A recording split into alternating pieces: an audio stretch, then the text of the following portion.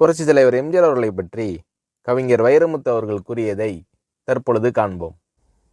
நன்றி மறவாத நல்ல மனம் போதும், என்றும் அதுவே என் மூலதனம் ஆகும் என்று பாடியவர் புரட்சித் தலைவர் எம்ஜிஆர் அவர்கள். அவர் இறந்து பல ஆண்டுகள் கடந்தும் அவரது பெயர் மந்திரமாக உச்சரிக்கப்படுகின்ற பெருமை எம்ஜிஆரை தவிர வேறு யாருக்கும் நிகழ்ந்ததில்லை. ஒரு சமூகமானது ஒருவர் இறந்த 7 நாட்கள் வரையோ அல்லது 3 மாதங்கள் வரையோ அவரை நினைத்திருக்கலாம்.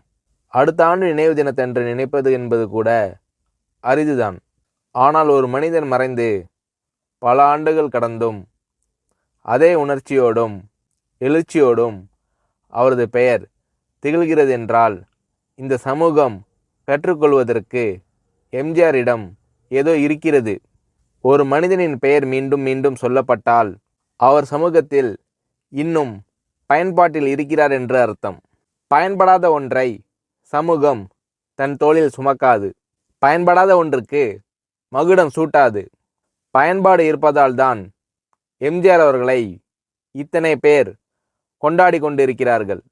இளைஞர்களும் கல்லூரி மாணவர்களும் எம்ஜிஆர் அவர்களின் வாழ்வில் கற்றுக்கொள்வதற்கு மிகப்பெரிய பாடங்கள் பல உண்டு.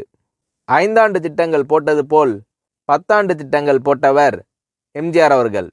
1917 பிறக்கிறார். 1947 அவர் முதல் படம் வெளிவருகிறது. 1957 நாடோடி மன்னன் தயாரிக்கிறார். 1967 அவர் சார்ந்திருந்த திராவிட முன்னேற்றக் கழகம் ஆட்சிக்கு வருகிறது. 1977 அவரே ஆட்சிக்கு வருகிறார். 1987 விடை பெறுகிறார். 10 5ஆண்டு திட்டம் போட்டு இந்தியா வளர்ந்தது போன்று 10 ஆண்டு திட்டம் போட்டு வளர்ந்தவர் எம்ஜிஆர் என்பதை நாம் புரிந்து கொள்ள வேண்டும். ஆரம்பத்தில் எம்ஜிஆர் அவர்கள் சந்தித்த அவமானங்கள் போன்று இன்னொருவர் சந்தித்திருந்தால் அவரின் வாழ்க்கை அன்றே முடிந்திருக்கும். அவமானங்களை எல்லாம் வெகுமானங்களாக்கி கொண்டு வளர்ந்தவர் எம்ஜிஆர். எம்ஜிஆர் அவர்கள் தான் நடித்த முதல் படத்தின் இயக்குனரிடம் தன்னை அடையாளப்படுத்தும் விதமாக தனது முகத்தை திரையில் ஒரு முறை காட்ட வேண்டுமென வேண்டுகோள் விடுத்தார். அதற்கு அந்த இயக்குனர், உன் முகத்தை காட்டும் அளவுக்கு நீ அவ்வளவு முக்கியமானவர் இல்லை என்று கூறி புறக்கணித்தார். ஆனால் அந்த முகம்தான் பின்னாளில் தமிழர்களின் நெஞ்சில் பச்சை குத்தி கொள்ளப்பட்ட முகம். அந்த முகம்தான் மறைந்தும் மறையாத திருமுகம். அன்று ஒரு இயக்குனரால் நிராகரிக்கப்பட்ட முகம் தமிழர்களை கவர்ந்த திருமுகம் என்று முத்திரை பதிக்க வைத்தது எம்ஜிஆரின் ஆற்றல். ஒருமுறை பேரறிஞர் அண்ணாவிடம் கேட்டார் எம்ஜிஆர் அவர்கள். அண்ணா, தேர்தல் நிதிக்காக நான் எவ்வளவு வழங்க வேண்டும் என்றார் எம்ஜிஆர். அதற்கு அண்ணா அவர்கள், நிதி எல்லாம் வேண்டாம், உன் தங்க முகத்தை ஒருமுறை தமிழனுக்கு காட்டிவிட்டு வா, அது போதும் எனக்கு, நிதியை விட அது பெரிது என்று கூறினார் அண்ணா அவர்கள்.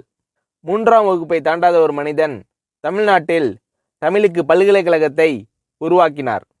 உலக அளவில் தமிழர்கள் பொறியியல் வல்லுநர்களாக திகழ்கிறார்கள் என்றால் எம்ஜிஆர் அவர்கள் உருவாக்கிய கல்வி திட்டம்தான் என்பதை நாம் ஒருபோதும் மறந்துவிடக்கூடாது. நாடோடி மன்னன் படத்தை நான் 7 வயதில் பார்த்தேன். இன்று வரை பார்த்து கொண்டிருக்கிறேன். 7 வயதில் என் மனதில் என்னென்ன ஆச்சரியங்களை உண்டாக்கியதோ, எந்தெந்த இடத்தில் அவர் தமிழும் அவர் முகமும் என்னை கவர்ந்ததோ, என் 65வது வயதிலும் அதே எழுச்சிதான் என்னுள் எழுகிறது. இது எம்ஜிஆர் படங்களுக்கு மட்டுமே உள்ள சிறப்பு என்று நான் நினைக்கிறேன். மற்றொரு விஷயம், சிறுவயதில் சாப்பிட்டாயா என கேட்பதற்கு யாரும் இல்லாத அவலை நிலையை கடந்து வந்தவர் எம்ஜிஆர். அதனால்தான் தன்னை சந்திக்க வரும் அனைவரிடத்திலும் அவர் கேட்கும் முதல் கேள்வி சாப்பிட்டீர்களா என்பதுதான். அது மட்டுமல்ல, மதிய உணவு திட்டத்தை முழுமைப்படுத்தியவர் எம்ஜிஆர். அவரின் புகழ் ஒருபோதும் மறையாது. ஏனென்றால் அவரால் பயன்பெற்றவர்கள் இன்னும் இருக்கிறார்கள். அவரால் பயன்பெறப் போகிறவர்களும் இன்னும் இருக்கிறார்கள். 1987 எம்ஜிஆர் அவர்கள் மறைந்தபோது ராஜாஜி அரங்கில் இரங்கல் கூட்டம் நடந்தது. திரையுலகம் சார்பில் நடந்த அந்த கூட்டத்தில் என்னை பேச அழைத்தார்கள். அப்போது நான் பேசிய வாசகங்கள் இப்போதும் பொருந்துகிறது. இரங்கல் கூட்டத்தில் பேச எனக்கு உரிமை இருக்கிறது. ஏனென்றால் எம்ஜிஆர் அவர்களின் திருவுடல் சந்தன பேழையில் இறக்கப்பட்ட போது அந்த சந்தன பேழையின் மீது மண் தள்ளிய சிலரில் நானும் ஒருவன். சென்னைக்கு வந்ததில் இவ்வளோ பெரிய பேரு எனக்கு கிட்டியதா என்று நான் கலங்கி பெருமைப்பட்டேன். அந்த கூட்டத்தில் ஒரே ஒரு சூரியன்தான், ஒரே ஒரு சந்திரன்தான், அதேபோல் ஒரே ஒரு எம்ஜிஆர் தான், அவருக்கு ஈடு இணை எதுவும் கிடையாது என்று சொன்னேன். 1980 தான் நான் பாட்டெழுத வந்தேன். அந்த சமயம் எம்ஜிஆர் அவர்கள் தமிழகத்தின் முதலமைச்சராகிவிட்டார். அதனால் எம்ஜிஆர் அவர்களின் திரைப்படங்களில் பாடல்கள் எழுதக்கூடிய வாய்ப்பு எனக்கு கிடைக்கவில்லை.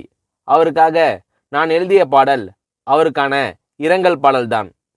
அந்த பாடலில் பூமியை தோண்டிதானே தங்கத்தை எடுப்பார்கள், ஆனால் இன்று அந்த பூமியை தோண்டி ஒரு தங்கத்தை புதைக்கிறோமே என்று எழுதினேன். அதன் பிறகு கிழக்கு ஆப்பிரிக்காவில் ராஜு என்ற படத்தில் எம்ஜிஆருக்காக இல்லாமல் எம்ஜிஆர் அவர்களை பற்றி பாடல் எழுத வேண்டுமென கேட்டுக்கொண்டார் வெல்லிஸ் வேந்தர் கணேஷ். உடனே கணேஷ் அவர்களிடம் சொன்னேன், எம்ஜிஆர் அவர்கள் தராத வாய்ப்பை நீங்கள் எனக்கு கொடுத்திருக்கிறீர்கள் என்று சொல்லி பாடலை எழுதி கொடுத்தேன். அந்த பாடலை அவருக்கு நாங்கள் காணிக்கையாக செலுத்துகிறோம். நான் கலைஞர் கருணாநிதி அவர்களிடம் ஒரு கேள்வி கேட்டேன். எம்ஜிஆரை நீங்கள் பிரிந்ததற்காக அல்லது பிரிக்கப்பட்டதற்காக என்றாவது வருந்திருக்கிறீர்களா என்று கேட்டேன். அதற்கு கலைஞர் அவர்கள் சொன்னார், அது ஒரு வகையில் நல்லதாகிவிட்டது. ஏனெனில் எம்ஜிஆர் அவர்கள் மட்டும் பிரிந்து இன்னொரு இயக்கம் கண்டிராவிட்டால் திராவிட இயக்கம் இருக்க வேண்டிய இடத்தில் ஒரு தேசிய இயக்கம் வந்து ஆட்கொண்டிருக்கும். அந்த இடைவேளை உண்டாகியிருந்தால் திராவிட இயக்கத்திற்கு எதிரான இயக்கம் தமிழ்நாட்டில் வேரூன்றி இருந்திருக்கும். எம்ஜிஆர் அவர்களை பிரிந்து அல்லது பிரிக்கப்பட்டு வேறு இயக்கம் உருவாகியதால் அந்த இடத்தில் திராவிட இயக்கமே வளர்க்கப்பட்டது. இது எம்ஜிஆரால் கிடைத்த நன்மை என்று கலைஞர் கருணாநிதி அவர்கள் சொன்னார். தமிழின் புகழ் எப்படி மறையாதோ, காவிரி எப்படி தமிழர்களோடு கலந்து விட்டதோ, இசை எப்படி தமிழர்களுக்கு ஒரு அங்கமோ, அதேபோல் எம்ஜிஆர் என்ற பெயரும் தமிழர்களின் வாழ்வோடு கலந்துவிட்ட ஒரு திருப்பெயர். அவரின் புகழ் வாழ்க. எம்ஜிஆர் அவர்களது நல்லொழுக்கமும் நல்லெண்ணமும் நற்செயலும் பின்பற்றத்தக்கவை. எம்ஜிஆர் அவர்களின் பலத்தை மட்டுமே நான் கண்டிருக்கிறேன். அந்த பலன்களையும் நற்செயல்களையும் மனித நேசத்தையும் தமிழ் சமூகம் பின்பற்ற வேண்டும் என்று புரட்சித் தலைவர் எம்ஜிஆர் அவர்களை பற்றி கவிஞர் வைரமுத்து அவர்கள் கூறுகிறார்.